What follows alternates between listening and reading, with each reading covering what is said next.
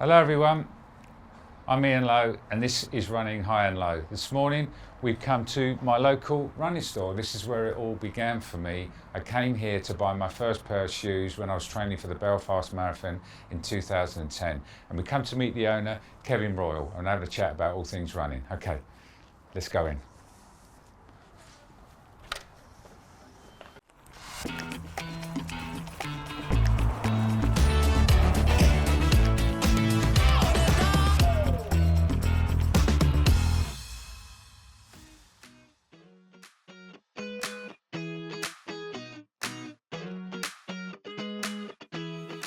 Kevin, it's great to see you again. Thanks for inviting us along to the store. So it's looking fantastic, the shop, by the way. Thanks. Yeah, it's looking pretty good at the moment. We've got a new range of shoes coming in, so that always brightens things up when we've got new colours and shoes on the shelf. Definitely. I'm looking around and this is going to be an expensive trip, I can see from me already. That's it. I'm looking around thinking, yeah, I want them, I want them, I want them. People come in and they say it's like a runner's sweet shop. How long have you been managing the store now? It's about 20 years now. Is it now? Yeah, 20 years. Time flies. Well, we met, I think, in 2010 when I was preparing for the Belfast Marathon. Okay. So you've been here all that time, and you've seen so many changes in running shoe technology over those years. What stands out for you the most, do you think? I think it's the way that the shoes keep getting better every year. I mean, we as we're saying about some of the shoes, you think, oh, that's been a very good shoe this year, and next year they bring out another updated model of it, and they say, this is 10% lighter or whatever, and you think, oh yeah, they're just saying that to sell the shoe. Yeah, sure. But they actually are, and the you can't believe how the shoes every year get better and better.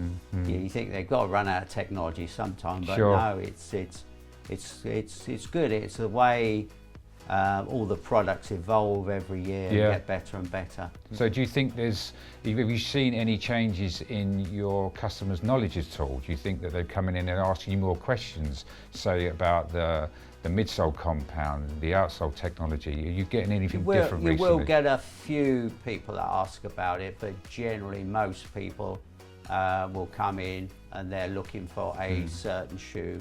Kevin, look, you've got some fantastic shoes here. What's your best seller? What's the shoe that's keeping the door open? I'd say it's the Ghost there. That's the new 16 version. Yeah. It's just a very good shoe.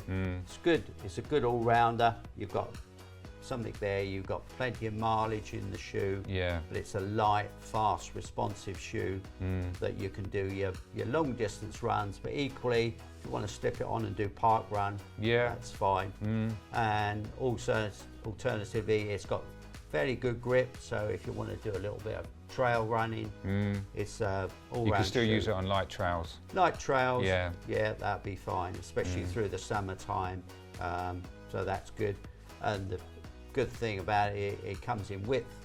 Yeah, different width sizes. Yeah, different width sizes, and you even get an all-black one. Oh, okay. So lots of people, if they want to do a bit of just either casual walking or they have to wear it for work where they're doing a lot of walking around, that does that as well. So it really ticks all the boxes. Very good shoe. What sort of mileage do you think you're going to be getting out of a shoe like this? With most of the Ghost, you get at least 500, maybe even 600 miles out. So terrific value for money. Very good value for money, yeah. A great entry point shoe? Yeah, 135, which is about the average price for most of the shoes now. So for that sort of money, you're getting very good value for money. You wouldn't bracket this shoe just for a beginner though, would you? I mean, if you're looking for one shoe to come in and use to all your running, would you recommend this one? Yeah, a lot of people come back that have had the previous models of it, love it so much, they just come in and say, I want another pair of that. Well, look, Kevin, I like the look of it. I can see that I'm not going to come out of here empty-handed. That's right.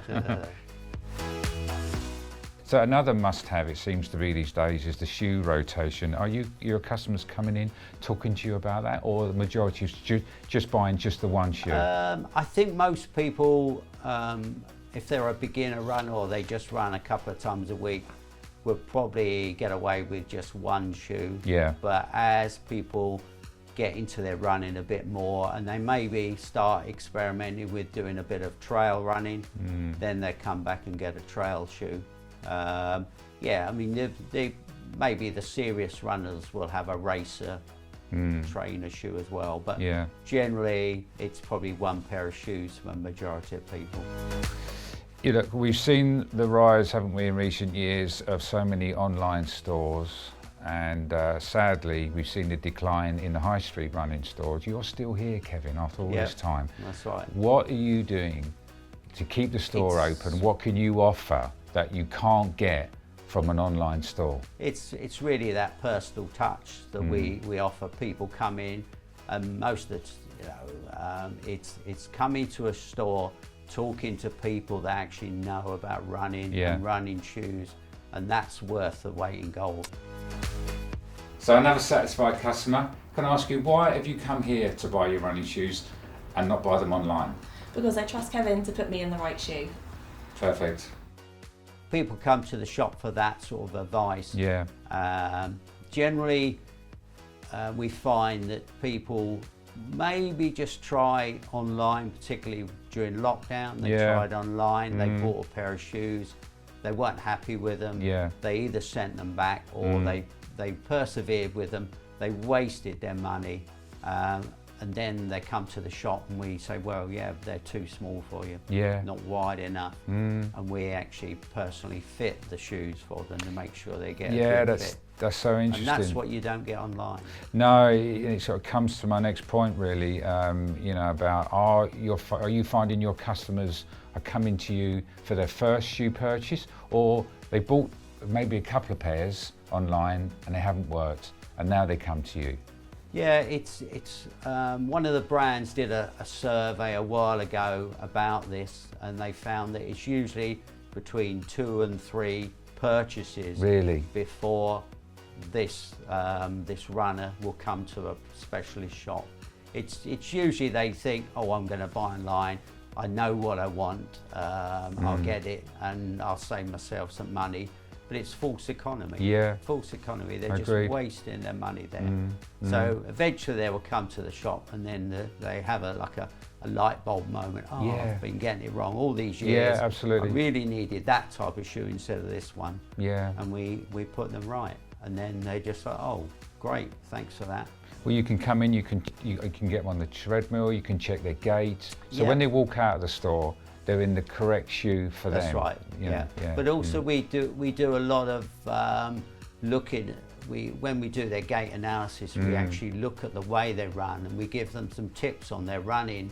You know, particularly how they run. Are they lifting their feet up properly? And just give them a little bit of guidance. Because you know, people just think, oh, running is just a natural thing. We just put shoes on and run, but people get injured, and then they wonder why they get injured. And you say, well, yeah, because you're running this way, you need to correct that. We give them some tips on maybe stretching or doing some core exercises or some strength and conditioning.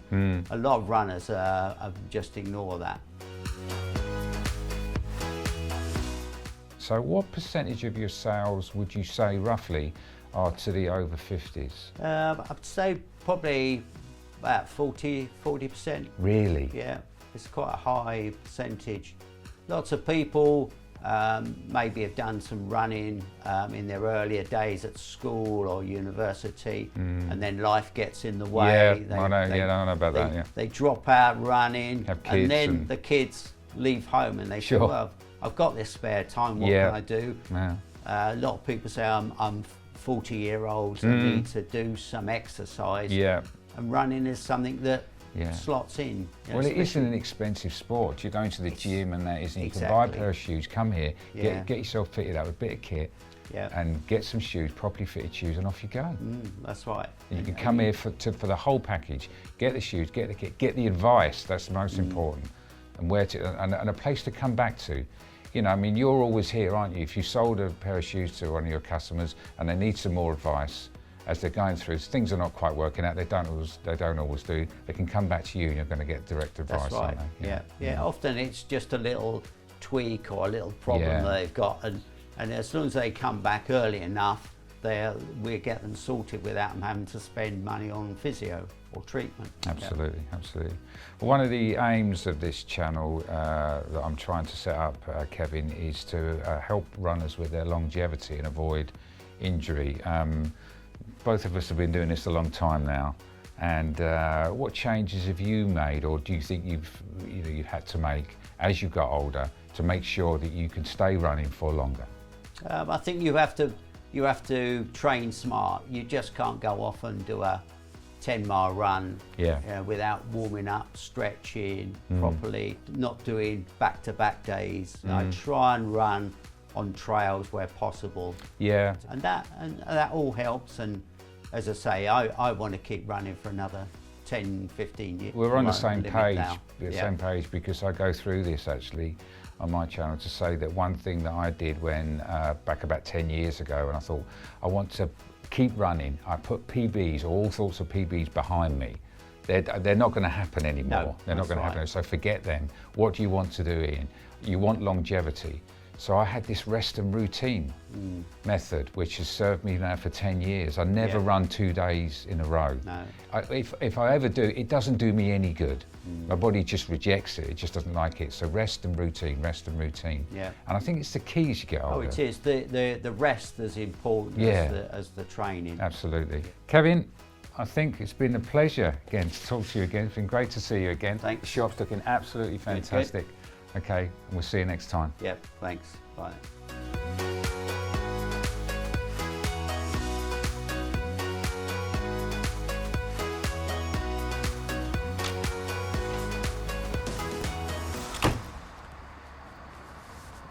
Great to see Kevin again. I hope you enjoyed that interview with him. And so interesting to hear him say that 40% of his customers are over 50. Well, I hope you've enjoyed this. My name's Ian Lowe, and this is Running High and Low. We'll see you on the next episode. Well, Ian. What? What's that in your hand? This? Oh, this is the next episode. See you, folks.